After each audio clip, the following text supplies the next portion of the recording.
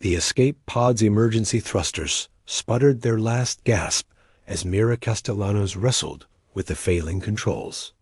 Red warning lights painted her sweat-slicked face in crimson as the pod bucked and shuddered through Verdania 7's atmosphere.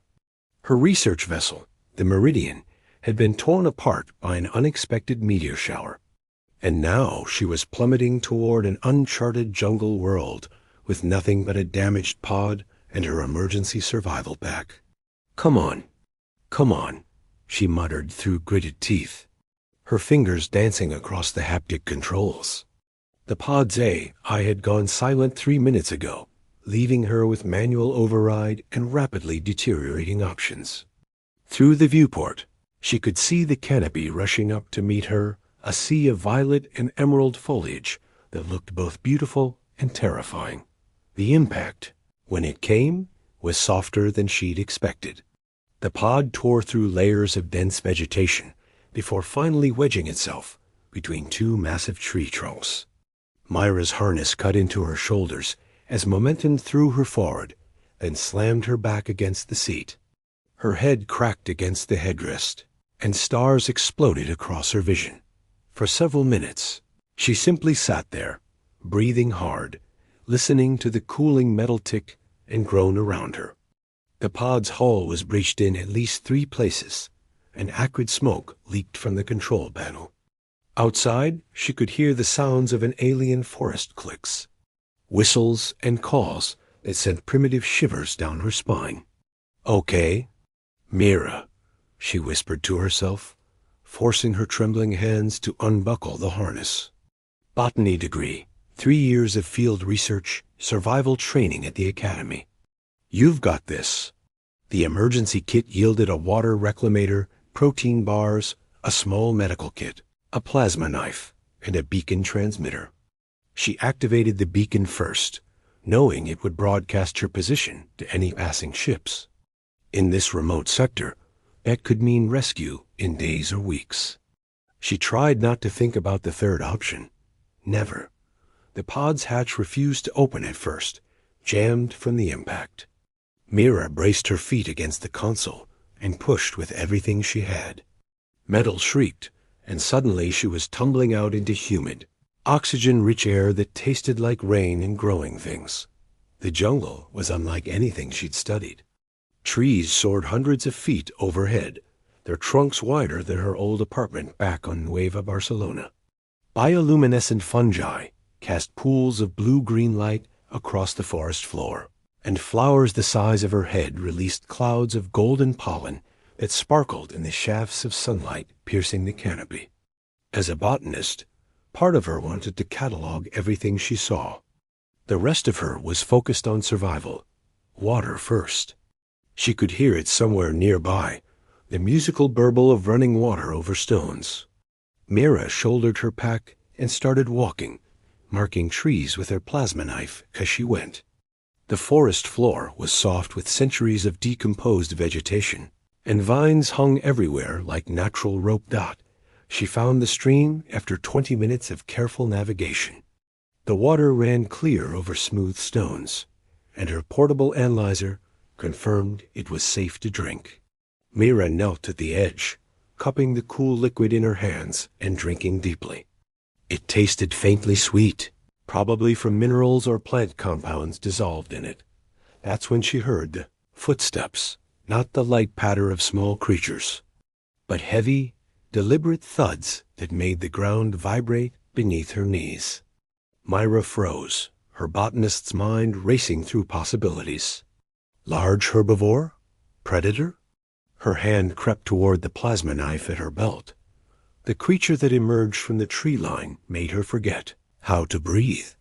He stood at least 15 feet tall, his body covered in what looked like deep green scales that caught the light with an iridescent shimmer. Massive shoulders supported arms thick as tree trunks, and his hands ended in what were unmistakably claws.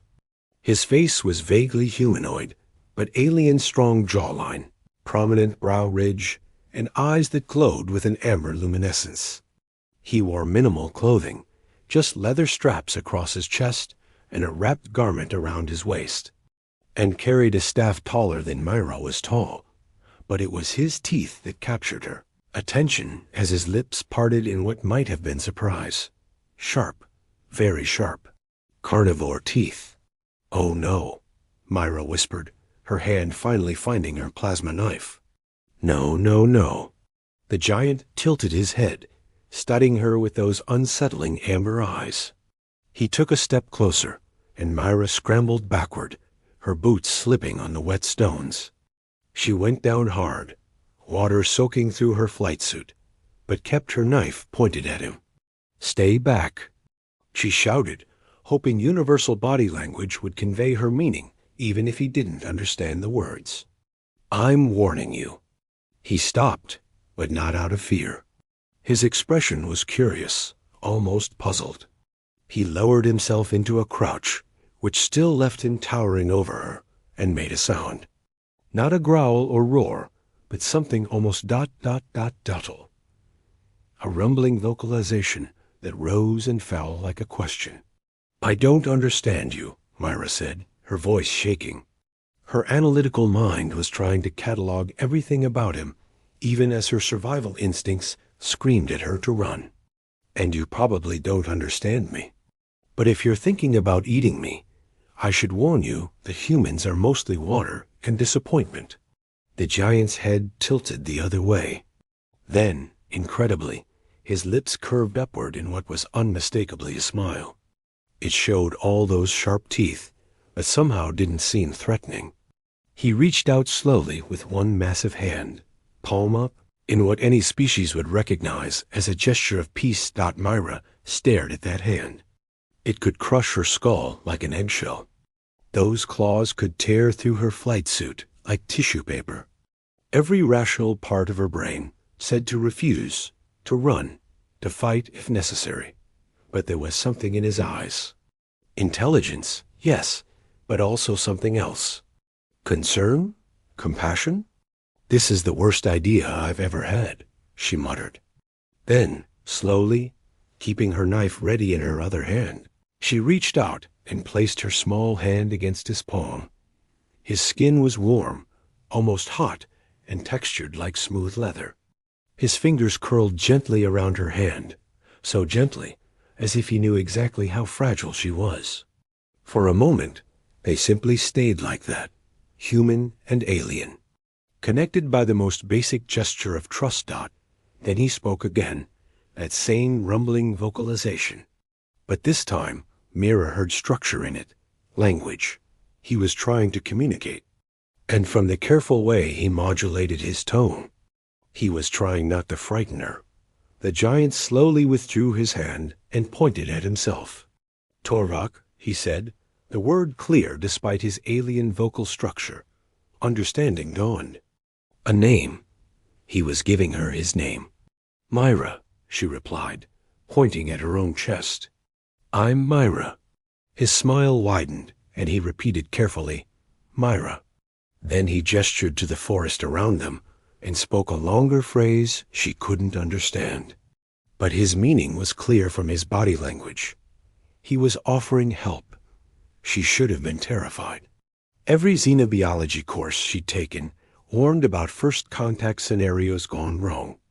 But standing there in an alien stream, soaking wet and utterly lost, looking up at a creature who could kill her with one hand, but was instead smiling at her like she was something precious and rare. Myra made a choice. "Okay, Torvik," she said softly. "I guess I'm trusting you. Please don't make me regret this." He seemed to understand her tone, if not her words, because he stood slowly and offered his hand again. This time, Myra took it without hesitation. His grip was gentle but secure as he helped her to her feet. Then, with surprising delicacy, he reached down and retrieved her dropped pack, slinging it over one shoulder like it weighed nothing. As he led her deeper into the forest. Myra couldn't shake the feeling that her life had just changed in ways she couldn't possibly imagine. Behind them, her emergency beacon continued broadcasting into the void. But she was no longer thinking about rescue. She was thinking about amber eyes and a gentle smile. and wondering what other surprises this world had in store. Torvak's dwelling was nothing like Mira had expected. She'd imagined a crude shelter, perhaps a cave or primitive hut. Instead, he led her to a structure that seemed to grow organically from the jungle itself, a multi-level home woven from living trees whose branches had been carefully guided to form walls, floors, and a roof.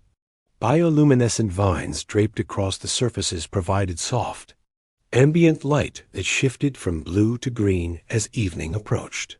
"This is incredible," Mira breathed, momentarily forgetting her exhaustion and the throbbing pain in her skull from the crash. Her botanist's eye immediately recognized the sophisticated horticultural knowledge required to create something like this. "You grew this? You actually shaped living plants into architecture?" Torvik rumbled something that sounded pleased, gesturing for her to enter. Inside, the dwelling was surprisingly spacious, with furniture scaled to his massive size, but crafted with obvious care. Woven mats covered the floor, and carved wooden vessels held what appeared to be water and dried foods. In one corner, she noticed something that made her heart skip a collection of tools, all designed for cultivation and harvesting, not hunting. He watched her notice this and seemed to understand her realization. Carefully, he knelt before a shelf and selected several items, bringing them to show her. Seeds, dried fruits, roots, all plant-based foods.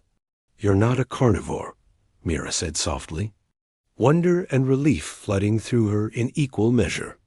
"Those teeth."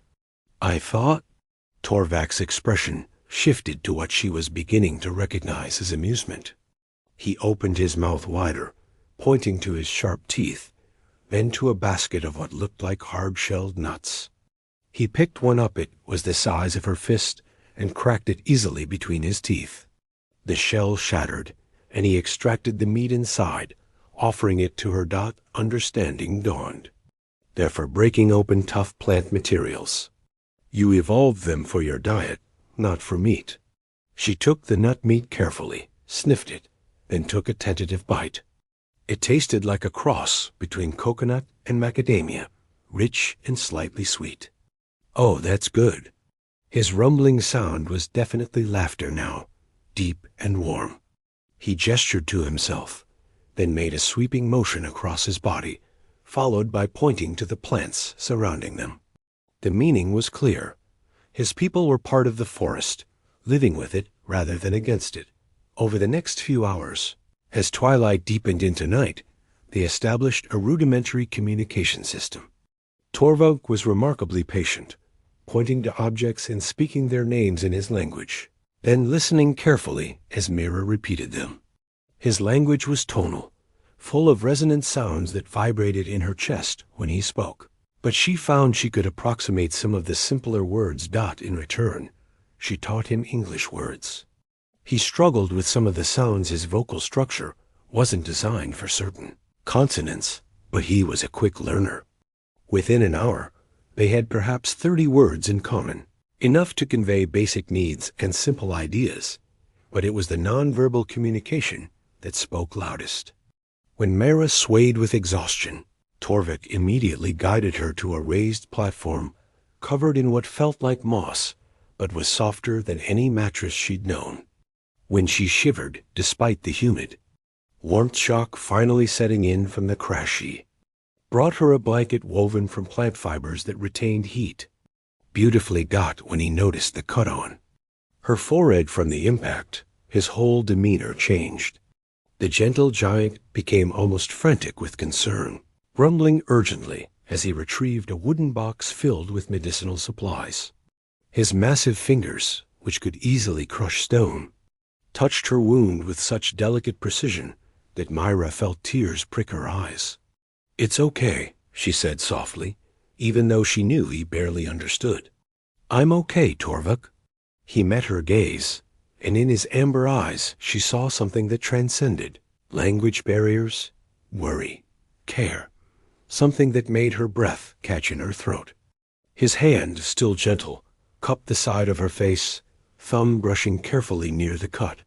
The gesture was so tender, so protective, that Myra found herself leaning into his touch without thinking. The moment stretched between them, charged with something neither could quite name. Then Torvik seemed to catch himself, withdrawing his hand and turning back to his medicinal supplies. He prepared a paste from crushed leaves and another plant she didn't recognize, mixing them in a small bowl.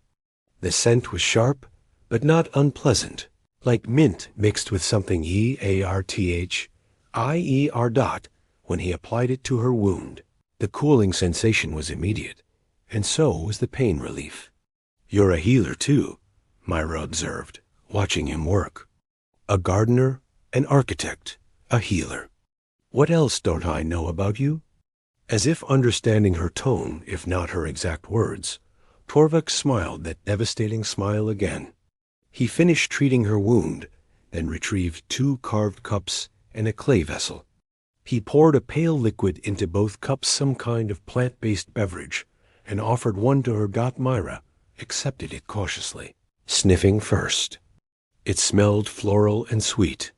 She took a small sip and nearly moaned.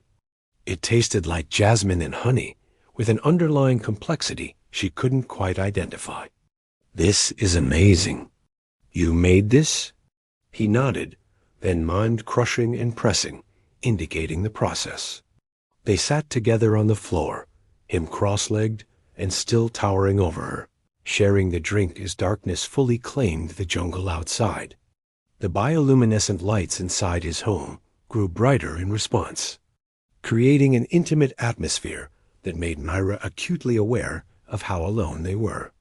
"I should be terrified," she said quietly, more to herself than to him. "I'm stranded on an alien planet with someone who could snap me in half without effort. But instead," she looked up at him, finding him already watching her with those intense amber eyes. "Instead, I feel safer than I've felt in years." Torvik tilted his head, clearly not understanding all her words, but responding to her tone. He reached out slowly, giving her plenty of time to pull away, and tucked a strand of her dark hair behind her ear. His touch was feather-light, reverent even, and Myra felt goosebumps rise along her arms that had nothing to do with temperature. "Myra," he said, her name a deep rumble in his chest. Then he spoke in his own language, a long phrase full of those resonant tones that seemed to vibrate through her very bones. "I wish I knew what you are saying," she whispered, as if sensing her desire to understand. Torvik stood and moved to a shelf, returning with what appeared to be a book, or at least this culture's equivalent. Bark pages bound with vine, covered in beautiful pictographic writing. He opened it carefully, flipping through pages until he found what he was looking for. The images told a story. His people, the Verdani, living in harmony with their forest world, growing their homes, cultivating their food, healing each other with plant medicines. But there were other images, 2 images of Verdani pairs, clearly bonded, clearly in love. The pictures showed massive Verdani males being gentle with their partners, protecting them, cherishing them. Torvik pointed to one image in particular, a male Verdani carefully holding something much smaller in his hands, the same protective tenderness evident in the pictograph that Myra had seen in Torvik's eyes when he treated her wound. "You're showing me ... She started, her heart beginning to race. "Are you saying?" He set the book aside and moved closer, so close she could feel the heat radiating from his body. One hand came up to cup her face again, and this time he didn't pull away. His thumb stroked her cheek with impossible gentleness, and he spoke a single word in his language, soft and questioning. Myra didn't need a translation. She could hear it in his tone, see it in his eyes, feel it in the trembling care of his touch. He was asking if she felt it too, this impossible connection that had sparked between them from the moment their hands had first touched. "Yes," she breathed, her own hand coming up to rest against his so small, compared to his massive palm, but somehow fitting perfectly. I feel it too, Torvik. I don't understand it, and it should be impossible, but yes. His smile this time was different from all the others. It was radiant, transforming his fierce features into something beautiful. He leaned down slowly, giving her every opportunity to stop him, until his forehead rested gently against hers. They stayed like that, breathing together. His massive form curled around her smaller one, in a pose that spoke of protection and promise. When they finally pulled apart, Torvik gestured to the sleeping platform and to himself, a clear question in his eyes. Mira understood. He was asking if she wanted him to stay close, to keep watch while she slept. The old Naira, the cautious scientist, would have insisted on maintaining professional distance. But that woman seemed very far away now. "Stay," she said simply, patting the space beside her. He needed no further invitation. Torvik settled onto the platform, which barely accommodated his size, and Mira curled against his side without hesitation. His arm came around her, protective and warm, and she felt his deep rumble of contentment vibrate through her entire body. Outside, the jungle sang its night songs. Inside, a botanist from Earth and a gentle giant from Verdania 7 lay entwined, neither fully understanding how they'd arrived at this moment, but both knowing, with absolute certainty, that something profound had begun as sleep finally claimed her. Myra's last conscious thought was that she'd come to this planet looking for new plants to study. Instead, she'd found something far more precious, someone who looked at her like she was the rarest, most valuable discovery in the entire universe. Torvik watched her sleep, his hand gently stroking her hair, and knew that his life had been forever changed. The small human who had stumbled into his territory had captured something he'd thought would remain forever wild and free his heart. In his language, he whispered the words he would teach her tomorrow, the words that meant precious, treasured, and the one he'd already decided applied most, love. The first night of many had begun, and neither of them would ever be quite the same again.